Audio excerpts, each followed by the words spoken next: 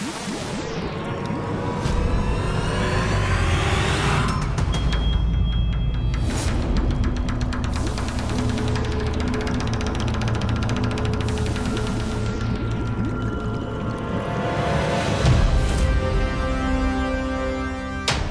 तो प्रभु ने हमारी ओर देखा तक नहीं।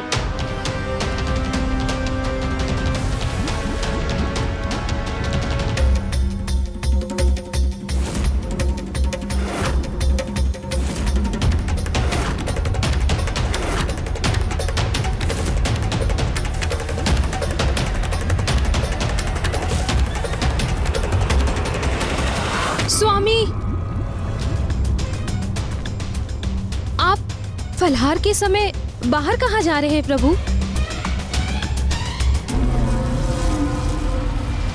मुझे ऐसा आभास हुआ जैसे मुझे कोई अपनी ओर खींच रहा है अथवा मेरी ओर बढ़ रहा है। यहाँ की सुरक्षा को भेद कर प्रभु तक कौन बढ़ सकता है? हमें प्रभु के समक्ष चिंतित नहीं दिखना चाहिए, अन्यथा उन्हें हम पे संदेह हो जाएगा।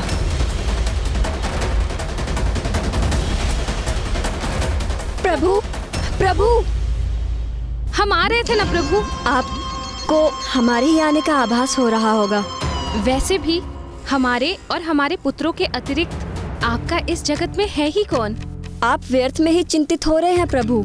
आइए प्रभु, फल ग्रहण कीजिए। चलिए।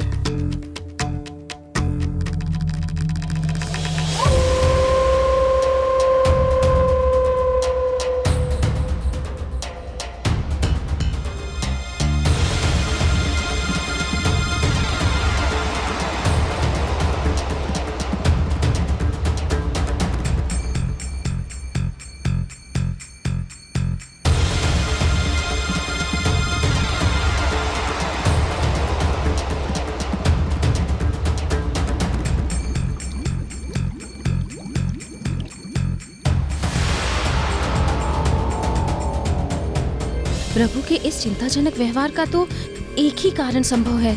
अवश्य ही महादेव उन्हें यहाँ ढूंढते हुए आ रहे हैं, अथवा उन्होंने ही किसी को भेजा है यहाँ पर। तब तो हमने अपने पुत्र को क्रियान्वित करके सर्वथा उचित ही किया है। हमारे पुत्र यहाँ किसी के आगमन को तो रोक सकते हैं, किंतु इन्हें यहाँ से प्रस्थान करने से रोकने के लिए कोई व्यवस्था अवश्य करनी होगी। तब तो हमें प्रभु को ऐसे स्थान पर स्थित करना होगा जहाँ पर किसी का भी आभास उन तक ना पहुँच सके।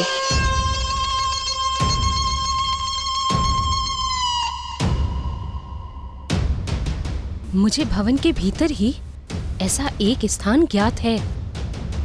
उचित है ये। भवन के भीतर की स्थिति हम संभाल लेंगे और हमारे पुत्र यहाँ आ रहे हर व्यक्ति को रोककर बाहर की सुरक्षा सुनिश्चित करेंगे।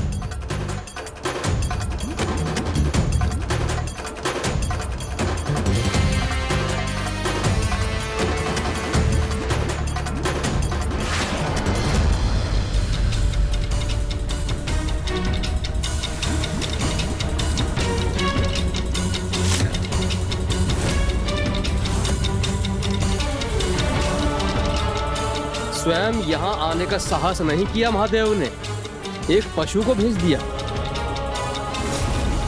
ये जो भी हो, इसे तो मेरी सेवक मीन ही पल भर में निगल जाएगी।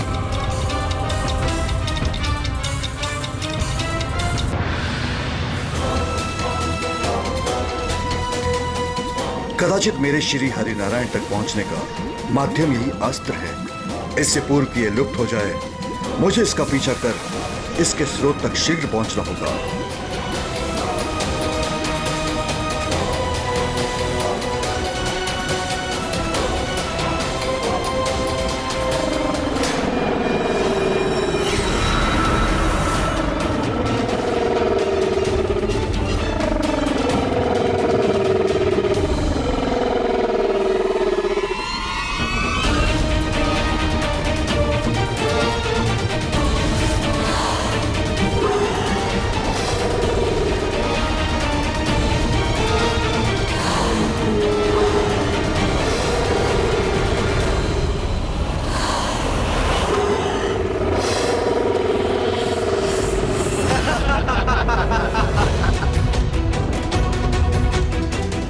ज्ञात था मुझे कि मेरी सेवक मीन पलक झपकते ही इससे निकलकर महादेव के इस पशु का अंत कर देगी।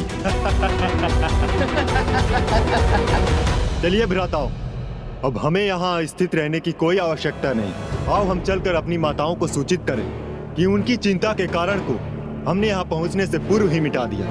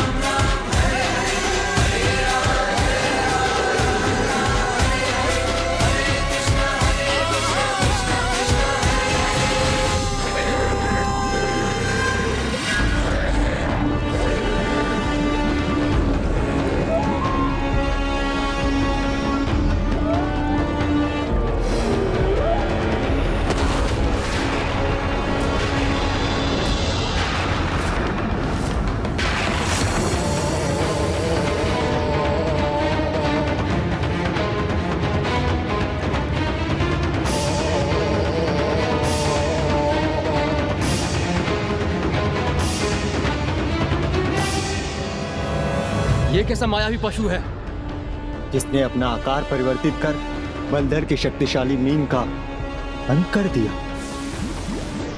अब कहीं ये हम पर ही तो आक्रमण करने नहीं जा रहा है।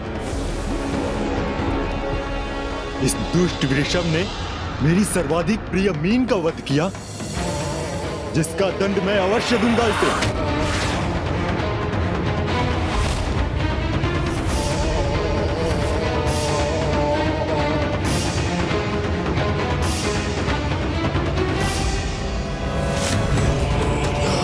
आता बलधर, जब आपका यह भाई यहीं से उसका विनाश कर सकता है तो आपको स्वयं वहां जाने की क्या आवश्यकता? मेरा विश्वास कीजिए भ्राता, अब मैं जो भी करूंगा उसे देखकर आपको अपार आनंद आएगा। मेरे शूल के प्रहार से इस वृषभ का अंत निश्चित है।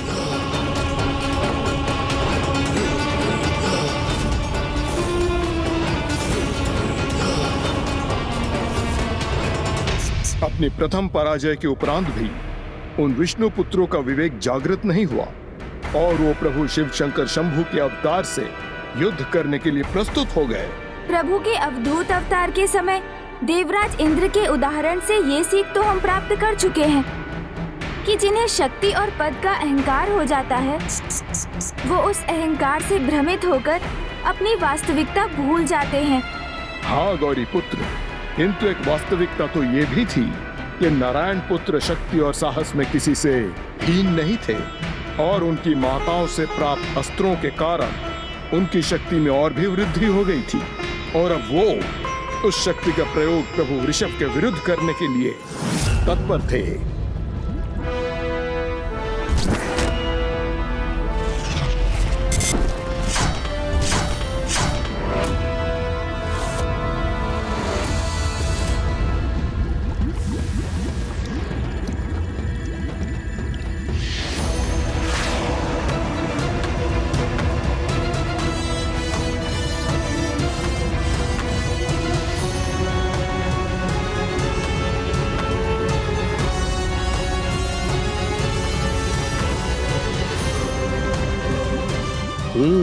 तो वहां है वो दुस्साहसी वृषभ। अभी मैं अपने शूल इस पर साध कर इसका अंत करूंगा।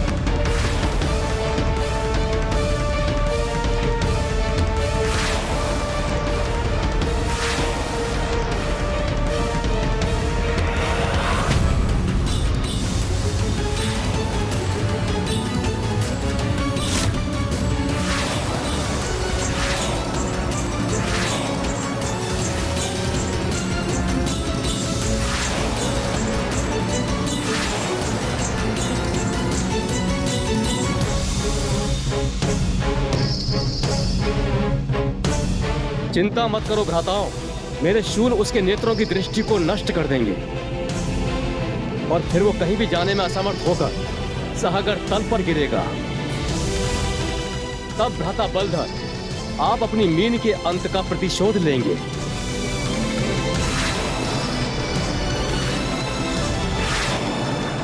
इस विचित्र जीव का अंत तो अब निश्चित है। उचित कहा भ्राता, अब इसके पास अपने बचाव का कोई मार्ग शेष नहीं। यदि मेरे शूल अपने लक्ष्य पर वार करने में सफल हुए तो ये आहत होगा ही, किंतु यदि वैसा ना भी हुआ, मेरे शूल आपस में टकराव उत्पन्न कर ऐसा भीषण विध्वंस करेंगे जिससे ये वृषभ क्षण भर में अपने प्राण त्याग देगा।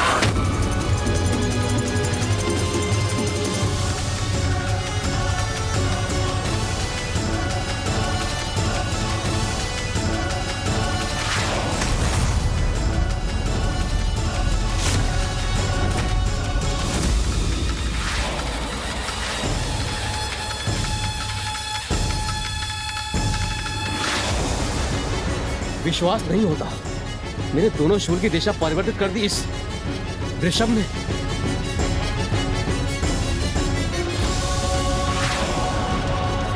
सटीक, ये हमारा वार तो हम ही पे भारी पड़ रहा है। यदि ये दोनों शूल आपस में टकरा गए तो हम में से कोई भी शेष नहीं रहेगा।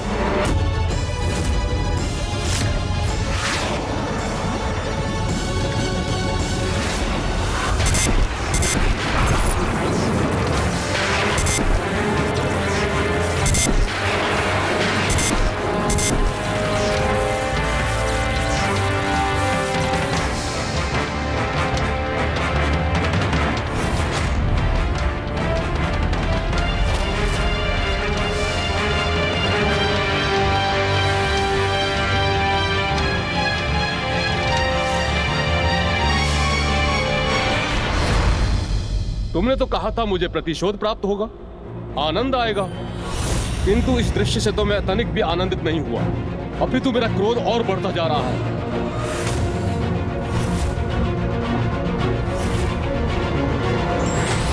परंतु अब जो दृश्य मैं प्रस्तुत करूंगा उससे अवश्य ही आनंदित होंगे हम।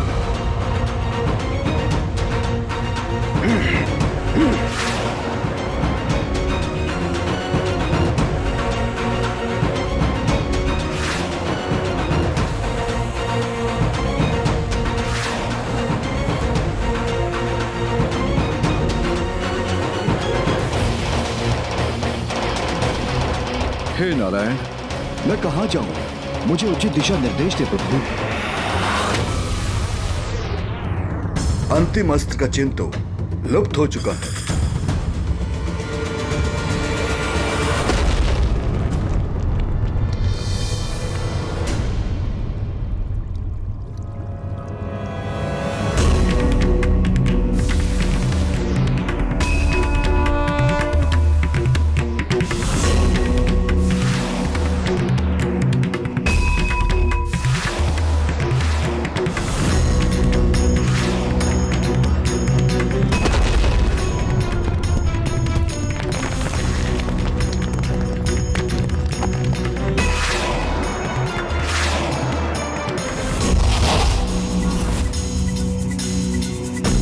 तुम्हारे शूल प्रहार से तो ये विचित्र प्राणी सुरक्षित बच गया, किंतु अब ध्वस्त होते इन पर्वत के शिलाखंडों से कैसे बचा पाएगा अपने आप को?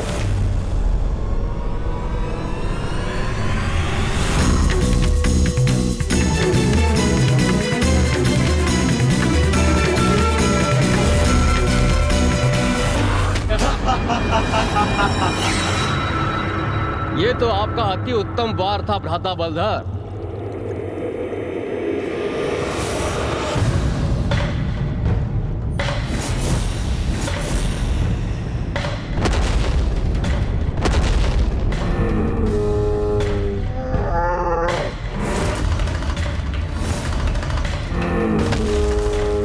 ऐसी क्या शक्ति है इसमें जो बार बार हमारे वारों से सुरक्षित हो रहा है?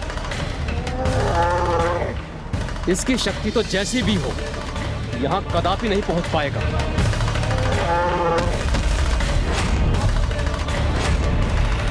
कोई मुझे यहाँ पहुंचने से रोकने का प्रयास कर रहा था, अर्थात ये निश्चित है कि श्री हरि नारायण यहीं कहीं इस समुद्र तल के नीचे पाताल में ही स्थित है और पाताल पहुंचने का यही एकमात्र मार्ग दिखाई देता है।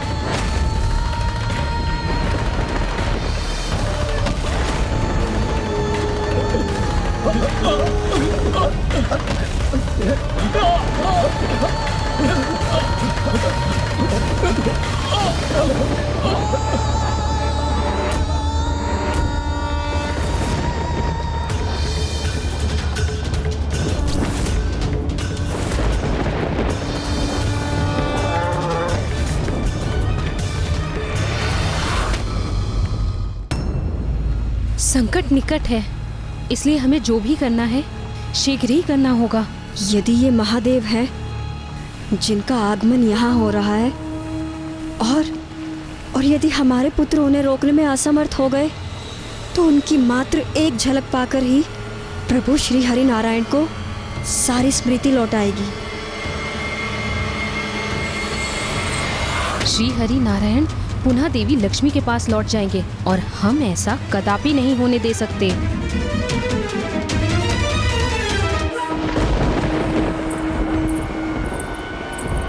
कक्ष सज्ज है, चलिए इन्हें ले चलते हैं।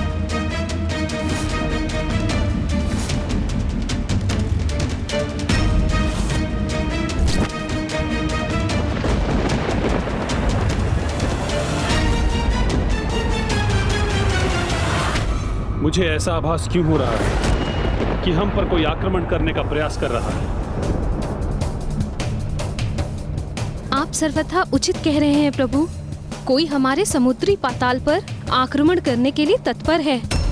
इसीलिए हम आपको इससे भी श्रेष्ठ और सुरक्षित कक्ष में ले जा रहे हैं, जो इस कक्ष से कहीं अधिक सुरक्षित है प्रभु।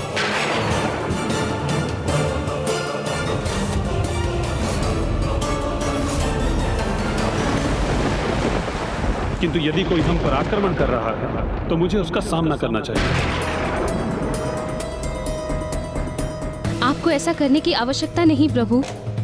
हाँ प्रभु, इसकी कोई आवश्यकता नहीं। आपके पराक्रमी पुत्र हमारी रक्षा के लिए तैयार हैं। क्या आपको उनकी शक्ति और साहस पर विश्वास नहीं? अभी तो आपने कहा कि हमारे पुत्र इतने पराक्रमी हैं कि वो किसी भी शक्तिशाली सेना को पराजित कर सकते हैं। मुझे अपने पुत्रों पर पूर्ण विश्वास है, इसीलिए मुझे किसी सुरक्षित कक्ष में जाने की कोई आवश्यकता नहीं।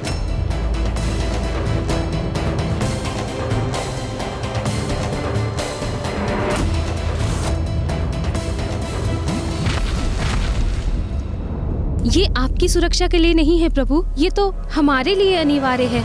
हाँ प्रभु, हमारी सुरक्षा के लिए हमारे पुत्रों ने वहाँ जाने के लिए कहा है। अगर आप हमारे साथ वहाँ होंगे तो हमें और सुरक्षा का आभास होगा। इसलिए हमारा अनुरोध मत टालिए, कृपा करके चलिए हमारे साथ। और हमें ज्ञात है प्रभु, हम पर छाए ऐसे संकट में आप हमारा साथ कदापि नहीं छोड़ेंगे। हमारी सुरक्षा ही आपका प्रथम कर्तव्य है ना?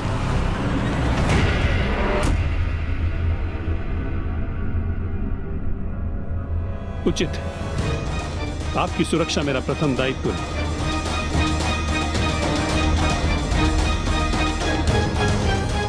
चलिए।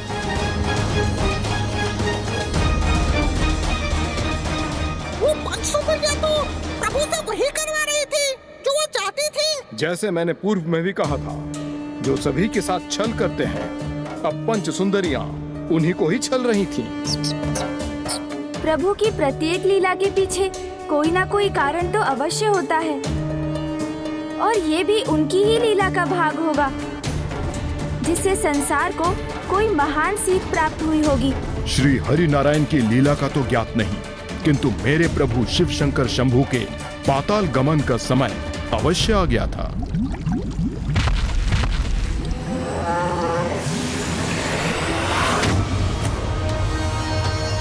समय आ गया है, मुझे अब अपनी ध्वनि शक्ति का प्रयोग कर इसका अंत करना होगा। नहीं भ्राता, अभी नहीं, क्योंकि तुम्हारी ध्वनि से यही नहीं बल्कि हमारे आसपास सब कुछ नष्ट हो जाएगा। हाँ, उचित कहा। इसे अब आगे बढ़ने दो, आने दो यहाँ। फिर मैं इसकी ऐसी दुर्दशा करूंगा कि यहाँ से कहीं भी जाने की अवस्था में ही नहीं रहेगा ये। नहीं भ्राता, उसने मेरे वार को सर्वप्रथम विफल किया था, इसलिए उसको नष्ट करने का अधिकार तो मेरा है। आप दोनों को यह अवसर प्राप्त हो चुका है, इसलिए अगला वार मैं उस पर करूंगा।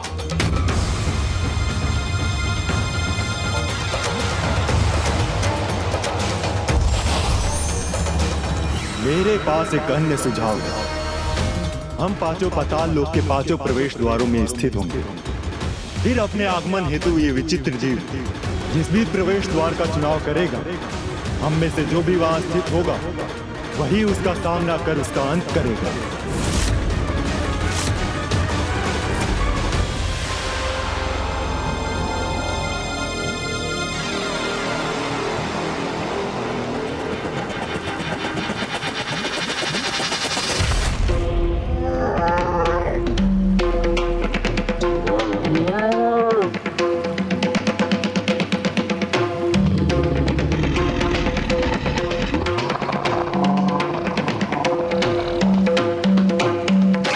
तो प्रवेश करने के ये 5 द्वार हैं।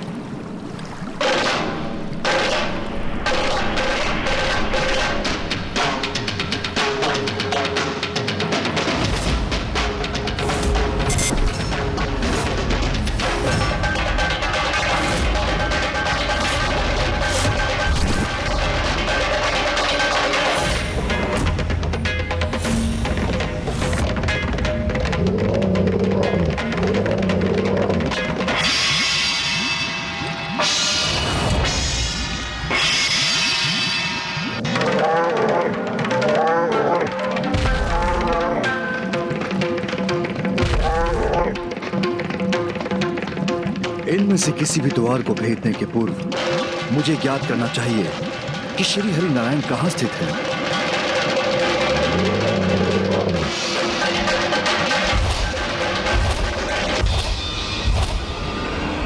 उनकी स्थिति का तो आभास हो रहा है मुझे, किंतु वो यहाँ कहाँ है? हे नारायण, आप कहाँ हैं? हे नारायण, आप कहाँ हैं? हे नारायण, आप कहाँ हैं? नारायण, आप कहाँ हैं?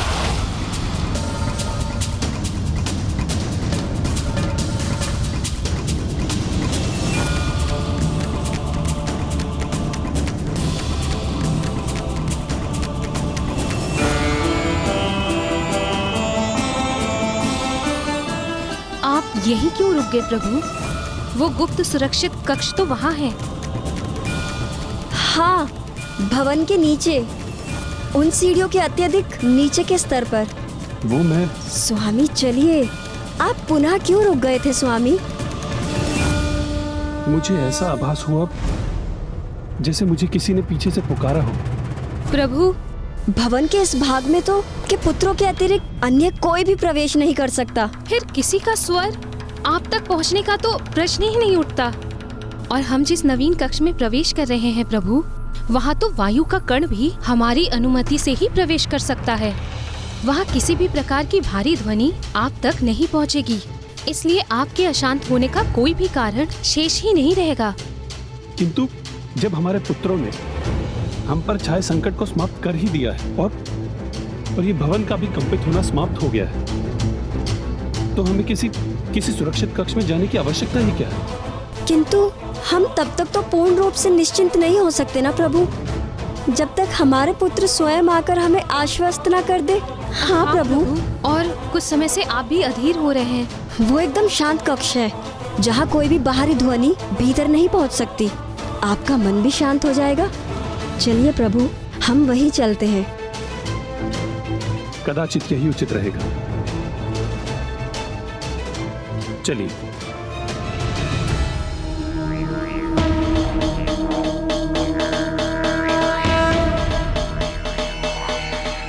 इन सीढ़ियों को पार कर बस थोड़ा सा और मार्ग तय करना शेष है।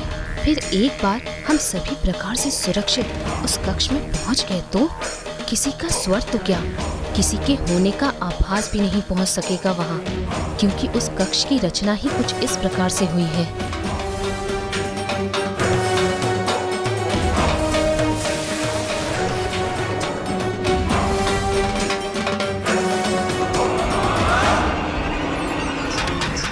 अब तो प्रतीत होता है मेरे मन का स्वर मेरे प्रभु श्री हरि नारायण तक नहीं पहुंच रहा है।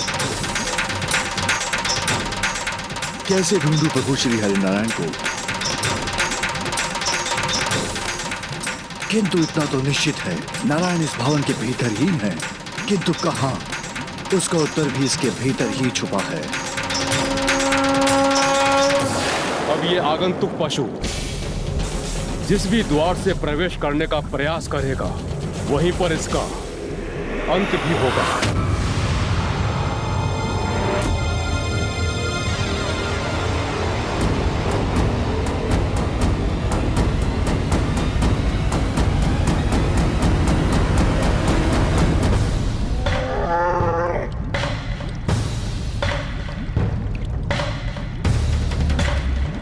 क्या करूं मैं?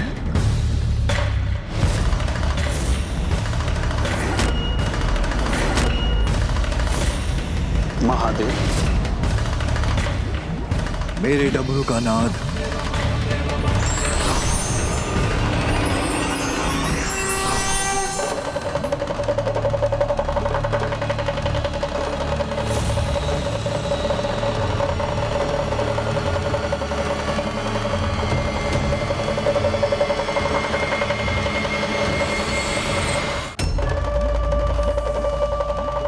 अभी विचित्र पशु क्या कर रहा है? क्या ये इस डमरू से हमारा ध्यान भटकाने का प्रयास कर रहा है? जो भी है, इस विचित्र पशु की क्रीड़ा का आशा समझने में मैं असमर्थ हूं भ्राता हूं।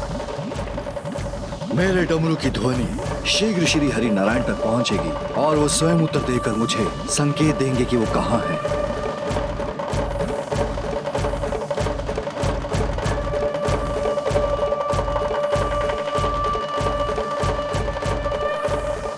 डमरू का नाद अर्थात महादेव निकट ही है। नहीं, किसी भी प्रकार से उनकी भेंट श्री हरि नारायण से नहीं होने देंगे। श्री हरि नारायण ने भी उन्हें देख लिया तो कदाचित इससे उनका स्मरण पुनः लौट सकता है।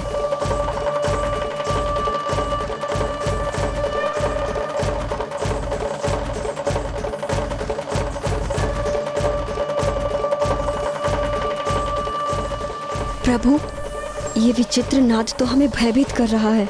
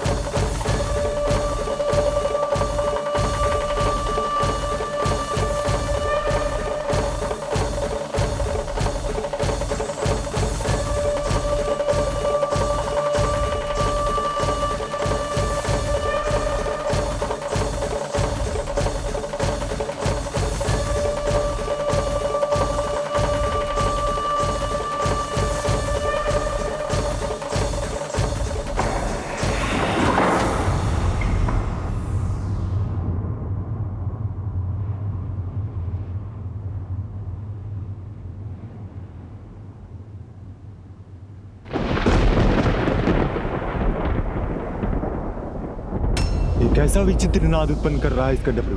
प्रभु की ओर से कोई उत्तर अवश्य आएगा।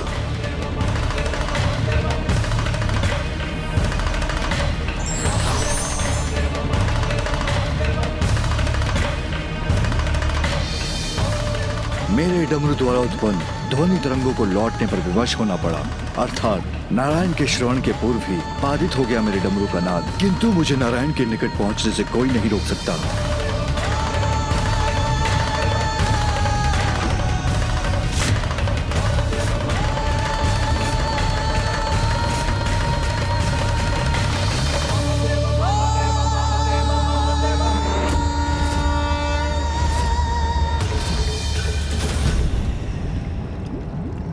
मुझे ज्ञात है कि श्री हरि नारायण तक पहुंचने के लिए क्या किया जाना चाहिए।